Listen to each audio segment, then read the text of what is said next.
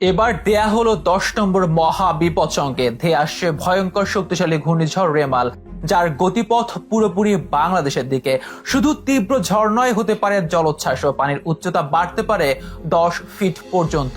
জোয়ারের সময় আঘাত করলে তা হবে আরো ভয়াবহ। ইতিমধ্যেই উপকূল অঞ্চলে বইতে শুরু করেছে ঝোড়ো হাওয়া, শুরু হয়েছে বৃষ্টি। ভয়ঙ্কর ঘূর্ণিঝড়ের গতিবিধি গভীরভাবে পর্যবেক্ষণ করছে আবহাওয়া অধিদপ্তর। বারবার দিচ্ছে সতর্ক বার্তা, বাড়ানো হচ্ছে সতর্ক সংকেত। গত 16 বছরের মধ্যে এবারই প্রথম কোন ঘূর্ণিঝড়ের সম্পূর্ণ গতিপথ শুধুমাত্র বাংলাদেশের দিকে। প্রাণ বাঁচাতে আশ্রয় কেন্দ্রে আশ্রয় নিচ্ছে উপকূলের মানুষ।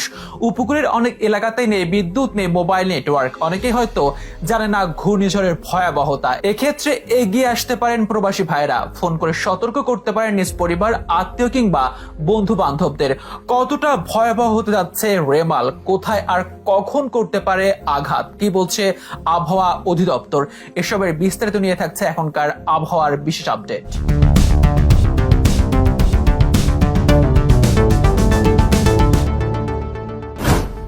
দেশব্যাপী তীব্র তাপদাহের পর অবশেষে বঙ্গোপসাগরে সৃষ্টি হলো গভীর নিম্নচাপ, যা গতকাল শনিবার সন্ধ্যা 6টার দিকে রূপ নিয়েছে শক্তিশালী ঘূর্ণিঝড় রেমালে। এরপর প্রবল গতিতে রুদ্র মূর্তি নিয়ে ধেয়ে আসছে বাংলাদেশের উপকূল অভিমুখে। জানা যাচ্ছে গতিপথ অপরিবর্তিত থাকলে আজ রবিবার রাতে বাংলাদেশের পটুয়াখালীর খেপুপাড়ে আছড়ে পড়বে এই অতি শক্তিশালী ক্রান্তীয় সাইক্লোনটি। খুলনা, সুন্দরবন থেকে শুরু করে চট্টগ্রাম পর্যন্ত উপকূলীয় জেলাগুলোতে পড়বে এর প্রভাব। আবহাওয়া অধিদপ্তরের তথ্য মতে এতে সরাসরি ক্ষতিগ্রস্ত হওয়ার আশঙ্কা রয়েছে 18 জেলা। তবে প্রভাব পড়বে সারা দেশের উপরে। শনিবার সন্ধ্যা থেকে সাগর উপকূল ভাগে থেমে থেমে বইছে দমকা হাওয়া সহ বৃষ্টি শুরু হয়, যার সময়ের সাথে সাথে আরো বেড়েছে। গভীর সঞ্চারশীল মেঘমালায় দেশের অধিকাংশ এলাকায় আকাশ ছেয়ে গেছে। উপকূল ভাগে জোয়ারের পানিতে নিম্নাঞ্চল প্লাবিত হচ্ছে। জানা যাচ্ছে বিশাল আকৃতির রেমালের বাম দিকের 30% পশ্চিমবঙ্গের দক্ষিণ 24 পরগনা জেলার উপর দিয়ে এবং বাকি 70% বাংলাদেশের খুলনা ও বরিশাল বিভাগের উপর দিয়ে স্থলভাগে প্রবেশ করতে পারে বলে জানা যাচ্ছে। স্থলভাগে আঘাত করার সময় বাতাসের সর্বোচ্চ গতিবেগ থাকতে পারে ঘন্টায় 135 কিলোমিটার। আঘাত হানার সময় 10 ফুট উচ্চতার জলোচ্ছ্বাসে উপকূল ভাগ প্লাবিত হতে পারে। সাথে হতে পারে অতি ভারী বৃষ্টি, যার ফলে পার্বত্য অঞ্চলের ভূমিধসের আশঙ্কাও দেখা দিয়েছে।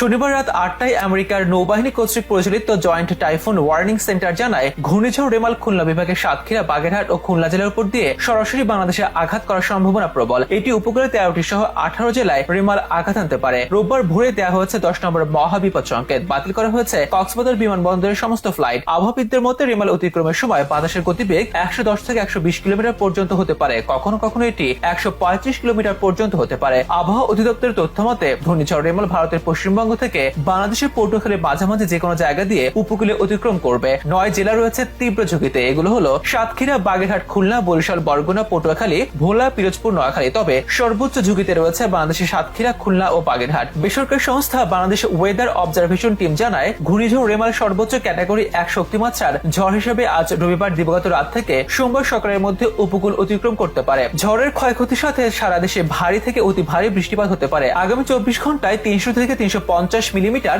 বৃষ্টি হওয়ার সম্ভাবনা আছে বলে জানাচ্ছে আবহাওয়া অধিদপ্তর। এদিকে কানাডার সাসকাচুয়ান বিশ্ববিদ্যালয়ের আবহাওয়া গবেষক মুস্তাফা কামাল পলাশ আবহাওয়ার পূর্বাভাসে মডেলগুলো বিশ্লেষণ করে জানান, ঘূর্ণিঝড় রেমাল স্থলভাগে আঘাত করার সময় বাতাসের সর্বোচ্চ গতিবেগ থাকতে পারে ঘন্টায় 140 থেকে 160 কিলোমিটার। এর ফলে দেশের 8 বিভাগে ব্যাপক বৃষ্টিপাত হবে এবং মঙ্গলবার পর্যন্ত ঘূর্ণায়মান মেঘমালা থাকতে পারে। তবে সর্বোচ্চ ভারী বৃষ্টিপাত হবে রবি, সোম ও মঙ্গলবার।